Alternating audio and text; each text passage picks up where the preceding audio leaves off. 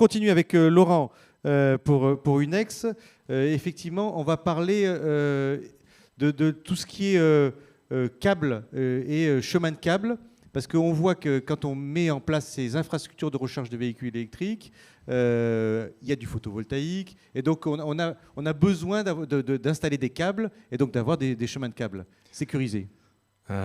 Merci Xavier et un grand merci à Samuel, parce qu'on ne s'est pas coordonné avant, mais l'introduction est parfaite. L'introduction est parfaite et au passage, un petit message, on est très présent à La Réunion et on a un partenaire dont je vais montrer une photo qui a fait une ombrière avec une infrastructure de recharge de véhicules électriques.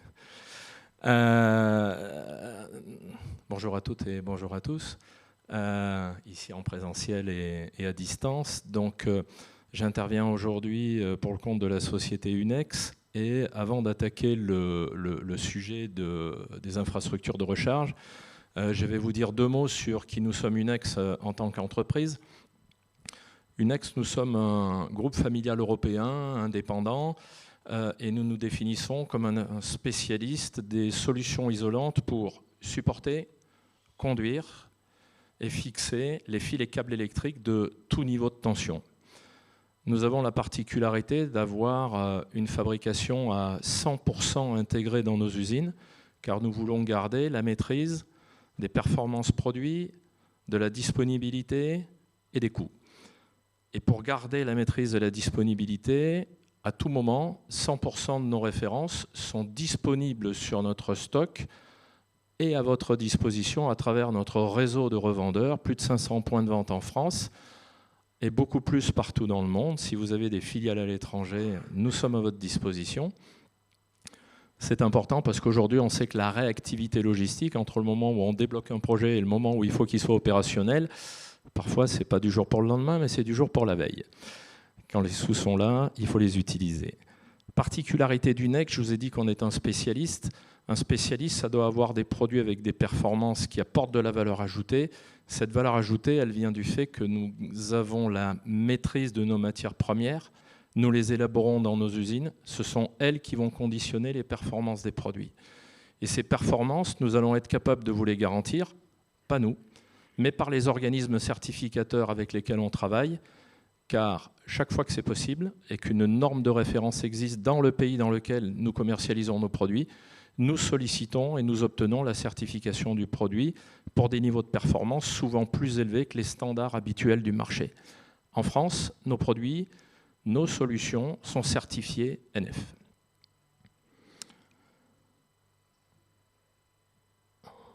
Samuel et Xavier l'évoquaient à l'instant, les entreprises sont confrontées parfois, mais surtout confrontées à deux grands défis. Le premier, c'est la facture énergétique, parce que depuis 2 ans, le sujet est sur la table, plus qu'avant, et à devoir alimenter les flottes, enfin déployer les flottes et alimenter les flottes de véhicules électriques pour les recharger. Ces deux grands défis, aujourd'hui, ils se rejoignent. Et effectivement, il faut être capable pour une entreprise à la fois de produire une partie de son énergie et de l'autre de mettre en place une infrastructure de recharge pour les véhicules électriques, avec un niveau de complexité qui pourra amener effectivement jusqu'à un besoin de batterie. Parce que j'ai noté qu'à la Poste, 100% des véhicules sont rechargés la nuit. Or, la nuit, les centrales produisent peu quand elles sont photovoltaïques. Donc, il faudra envisager du stockage pour pouvoir restituer cette énergie la nuit. Chez Unex, on est capable d'apporter des solutions pour amener de la sécurité additionnelle sur les deux types d'installations. À la fois sur les installations photovoltaïques, qu'elles soient sur le toit des bâtiments lorsque la structure du bâtiment permettra de le faire. Pour ceux qui ont déjà travaillé le sujet, vous savez qu'a priori, en l'état actuel de l'art, seulement 7% des bâtiments peuvent accueillir un générateur photovoltaïque, compte tenu des contraintes de poids, de charge. Et donc, l'autre alternative, lorsque l'entreprise disposera d'un parking dont la configuration le permettra, ça sera d'installer des ombrières, et vous les voyez se développer aujourd'hui sur les parkings d'un certain nombre de bâtiments. Lorsqu'on va parler de la recharge des véhicules électriques, la difficulté, et c'est pour ça que je disais merci à Samuel implicitement, c'est qu'il a évoqué la diversité des configurations des parkings des entreprises. il n'y en a pas deux d'identiques.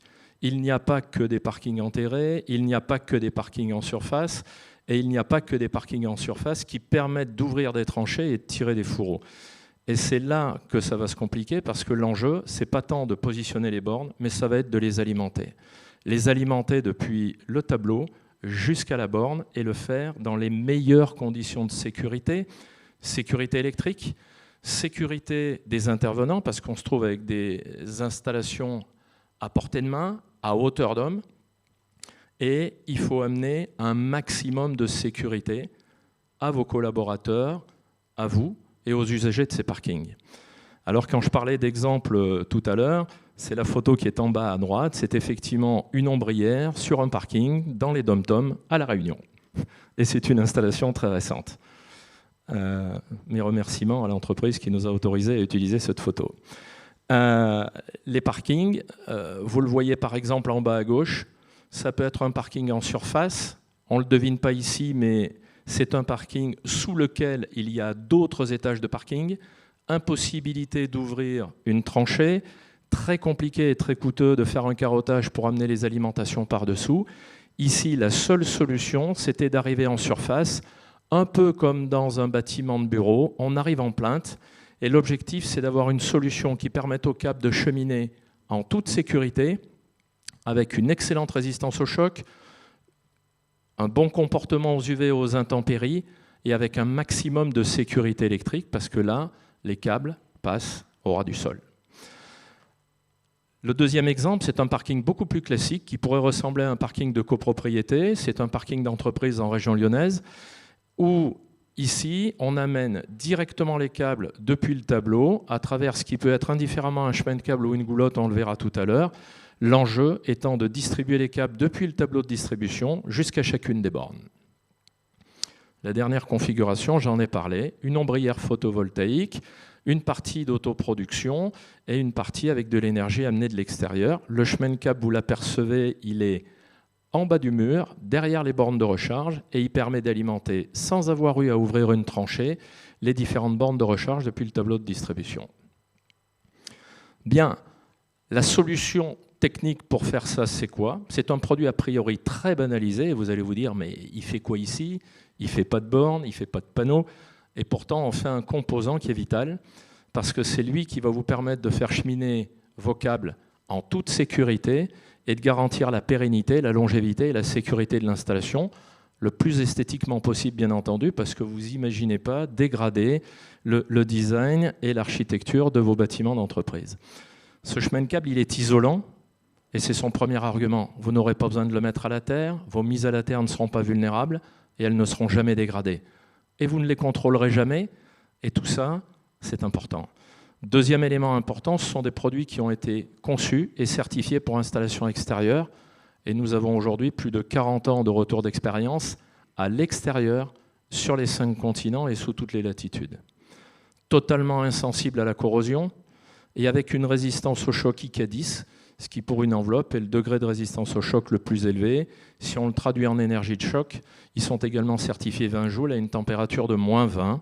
Le changement climatique fait que ce sont des températures qu'on atteint de moins en moins souvent, mais c'est important de savoir que quand on est résistant à basse température, on l'est encore plus à température ambiante. Quelques photos pour se rendre compte de ce à quoi ça peut correspondre. En haut à gauche, un exemple d'ombrière où le chemin de câble se trouve sur la partie câble courant continu. C'est la partie où le niveau de risque est le plus élevé sur une centrale photovoltaïque, parce qu'ici, on est en courant continu, on ne peut pas couper l'installation à distance. Tant qu'il fait jour, on a du courant, on a de la tension, et sur cette partie-là de l'installation, le moindre incident a des conséquences sur la sécurité et sur la production. En bas à gauche, on l'a vu tout à l'heure, au centre, c'est une configuration de parking souterrain, indifféremment d'habitation ou d'entreprise, et où l'enjeu va être, parce qu'on ne peut pas ouvrir de tranchée, au plafond, de distribuer les câbles. Et le plus souvent, ces chemins de câbles vont être à portée de main pour les gens qui lèvent les mains, ils sont à 2 mètres, 2,20 mètres de haut, ils n'ont pas le droit d'être en dessous de 2 mètres, c'est une règle, et ils sont donc accessibles. Ici, l'enjeu, c'est de vous apporter une solution pour faire cheminer vos câbles dans les meilleures conditions de sécurité, sans avoir besoin de les mettre à la terre, ça veut dire que sur toute la durée de vie de l'installation, l'installation est naturellement sûre. Sur les autres exemples, on voit des chemins de câbles déployés indifféremment sur des centrales photovoltaïques ou sur des infrastructures de recharge. Un dernier point, je ne m'attarderai pas trop dessus et je passerai rapidement, mais la technique ne veut pas dire absence d'esthétique. On a besoin, vous avez besoin que vos installations soient propres, présentables, parce que parfois vos clients vont venir se garer dans ces parkings-là et c'est le premier endroit qui va commencer à communiquer sur l'image de votre entreprise. Et donc, nos solutions sont des solutions qui vont parfaitement s'intégrer dans vos installations, sans dégradation dans le temps, pas de coulée de rouille, pas de problème de sécurité de quelque nature que ce soit. Et si vous voulez les peindre, vous pourrez les peindre. Laurent, peut-être une petite question sur ces produits. Donc, du coup, on connaît l'installation des chemins de câbles métalliques. Et donc, bon, là, vous avez une solution. Mais en termes de coût, quel est l'impact pour l'utilisateur? Est-ce que c'est beaucoup plus cher que d'installer des câbles métalliques? Alors, comme d'habitude, hein, vous le savez, rien n'est plus lâche qu'un chiffre. Torturez-le bien, vous lui ferez dire ce que vous voulez. Ce qui est important, c'est que ce n'est pas qu'un investissement, c'est de la durée, c'est de l'exploitation. Et un petit peu comme dans le cas de l'achat d'un véhicule électrique, apparemment, ça coûte 100% plus cher qu'un véhicule thermique. Mais si j'ai bien entendu, au bout de 50 à 60 km par jour, ça devient rentable. Eh bien, un chemin de câble isolant, c'est exactement pareil. On pourrait penser que ça va coûter plus cher à l'achat, mais si vous intégrez le fait que vous n'aurez pas besoin de le mettre à la terre, vous allez faire l'économie de la mise à la terre. Si vous ne le mettez pas à la terre, vous êtes des entreprises, vous avez des contrôles périodiques. Vous n'aurez pas à contrôler périodiquement le fait que la mise à la terre du chemin de câble est effectivement opérationnelle. Vu qu'il est totalement insensible à la corrosion, dans le temps, vous n'aurez jamais aucune pièce à remplacer pour ce motif-là. Sur la durée de vie de l'installation, croyez-moi, un chemin de câble isolant, c'est très économique. Voilà, j'ai bien répondu à la question. Voilà. Merci. J'ai ma réponse à peu près. Bien, je passe rapidement sur deux autres gammes de produits parce qu'on n'a pas toujours besoin de la capacité d'un chemin de câble, on n'a pas toujours besoin de passer au plafond.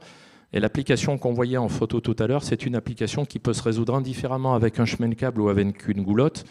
Et la particularité des goulottes Unex, c'est qu'à la tenue, à la charge près, qui fait qu'on peut poser un chemin de câble sur des supports distants les uns des autres, nos goulottes gamme 73 ont le même niveau de performance que nos chemins de câble, résistance aux UV, résistance aux intempéries, résistance aux chocs, certification. Particularité, elles sont livrées d'origine avec le capot, les éclisses et les agrafes, ce qui est un confort. Mais surtout, elles ont la particularité de couvrir des gammes de dimensions plus réduites. Tout le monde n'a pas 10, 15, 20 000 véhicules dans sa flotte. Et si on ramène chaque site de la Poste, parfois on n'a que quelques véhicules à alimenter. Et dans ces cas-là, le nombre de câbles à amener jusqu'au bornes est plus réduit. Et la gamme de goulottes 73 convient parfaitement à ces applications-là. Dernière chose au niveau des produits. Alors là, celui-là, si j'arrive à capter votre attention, merci. Quand on fait du photovoltaïque, personne ne regarde les colliers. Personne, sauf les gens qui exploitent des centrales depuis 10 ans et qui, au bout de 10 ans, commencent à rencontrer des problèmes parce que les colliers cassent. Naturellement, sans rien faire, les câbles pendent. Et quand les câbles pendent, ils ont de la prise au vent et les connecteurs sont mis en contrainte avec tous les risques que ça engendre. Chez Unex, nous fabriquons des colliers qui sont conçus pour tous les usages, y compris les usages les plus sévères sur les centrales photovoltaïques et toutes les autres applications. Et nous les fabriquons dans 2 matières premières différentes en fonction du degré d'exigence que vous allez avoir sur la centrale. N'oubliez jamais une chose, celui qui exploite la centrale, c'est lui qui doit choisir le produit et c'est lui qui doit être exigeant sur les produits qui vont être mis en œuvre. Que les colliers soient exposés aux UV visiblement parce qu'ils prennent la lumière du soleil ou qu'ils soient derrière les panneaux, ils seront toujours exposés aux UV d'une manière ou d'une autre. Et s'ils ne sont pas conçus pour ça, alors ils casseront prématurément et vous aurez des frais additionnels pour la maintenance de votre centrale dont la rentabilité diminuera d'autant. Je termine avec U-Digital Services sur notre site internet où vous trouverez un outil pour dimensionner nos goulottes et nos chemins de câbles, un configurateur pour définir vos listes de matériel et passer la commande chez nos distributeurs. Et enfin, pour ceux qui font des études en maquette numérique, la bibliothèque de tous les objets correspondant à nos produits. Voilà. Merci Laurent pour cette présentation. Donc on voit à quel point aussi, effectivement, il faut penser dans cette installation et cette infrastructure au chemin de câble.